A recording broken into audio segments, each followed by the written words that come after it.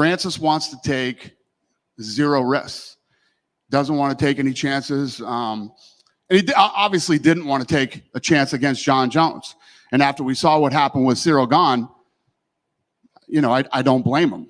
So my two first boxing match, I'm taking two of the top three heavyweight boxer in the generation. So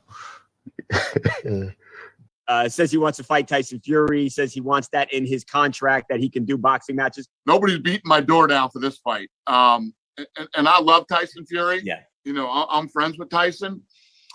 He's one of the greatest boxers of all time. Yeah. One of the greatest heavyweight boxers of all time, going in against one of my MMA guys. We saw this movie before. Right. We know how the story ends. It seems like it would be a near, if not an impossible task for Francis Ngannou to box a guy who cannot be hit, it seems, by the best heavyweight boxers in the world. 100%. I always loved boxing growing up. Didn't have those opportunities since I grew up in Africa.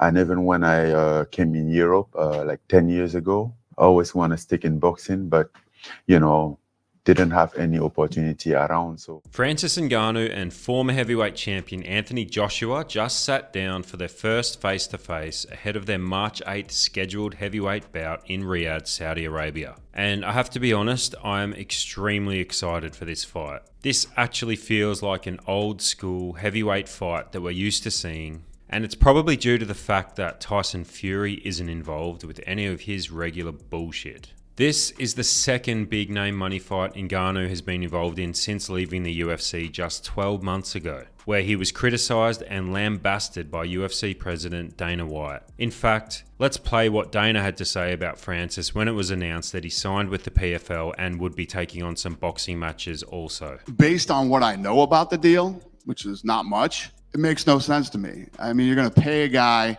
not to fight for a year, and it's already been like 18 months. He's fought 3 times in the last 3 years.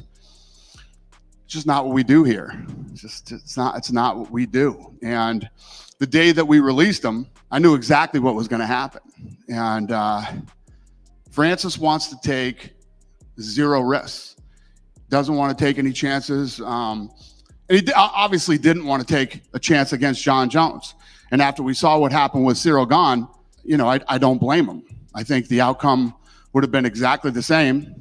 And I'm sure most of you do, and I'm sure Francis does too.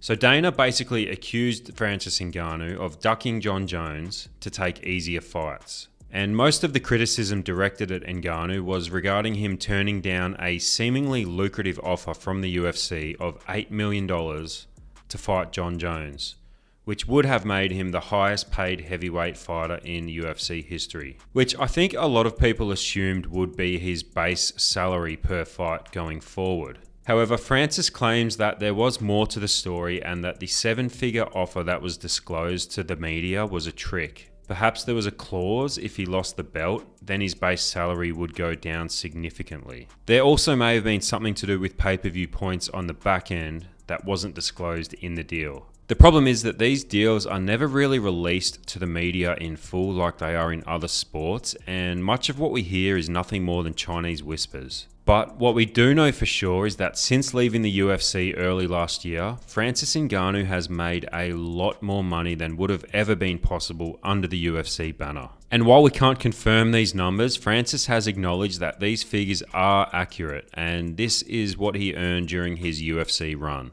If you include his one and only title defense against Cyril Gane, which saw him earn a base salary of just $600,000 plus pay-per-view points, his total career earnings over a 7-year period with the UFC was around $3.2 million. Not too bad for a man who climbed his way out of poverty by crossing the Sahara Desert and was once homeless living on the streets of Paris when his combat sports career started. Had Ngannou stayed in the UFC and signed his new deal, we can assume he would have fought at least once a year. But it's also a fair assumption that once a year was probably the ceiling, and most likely he would have only fought one time during the last 12 months. When you consider that the UFC heavyweight title has historically been the least often defended belt in the history of the sport, with just one title defense per calendar year on average, That would mean that more than likely Francis would have made just $8 million since signing a new deal. And who knows if he would have won that fight. Personally, I think he would have. But even if he had have won, the way the UFC has been putting fights together lately, I have no doubts we would have seen Francis sitting out the majority of the year waiting for a Jon Jones return. Just look at what's been going on with the Conor McGregor-Michael Chandler fight that was announced over a year ago. So what we do know is that Francis reportedly earned $10 million for his fight against Tyson Fury, while Tyson made around $20 million. But this doesn't include his sponsorship deal with Gymshark. Francis has been signed to Gymshark for a long time now, but this was the first time he was able to wear sponsored gear in a fight on pay-per-view in front of millions of people. So it's pretty safe to assume he made an extra couple million from that too. It's now been reported that Francis will earn a whopping $20 million for his fight with Anthony Joshua, which is almost 3 times as much as his rumored UFC fight deal. Assuming he'll be making another big sponsorship paycheck, I think it's pretty safe to assume that Francis Ngannou will have earned himself a cool $35 to $40 million since leaving the UFC 12 months ago. And this also does not include his PFL fight deal, which he has assured everyone he's sticking to and will be fighting under the new promotion later this year. Whether or not that happens, we'll have to wait and see. But it's also important to note that the PFL deal includes him as a shareholder and board member, which means more back-end money for Francis Ngannou. And whether or not you think Francis even stands a chance against AJ, if he actually pulls it off and wins the fight, he would be next in line for the undisputed heavyweight title. Not bad for someone who's afraid to take risks.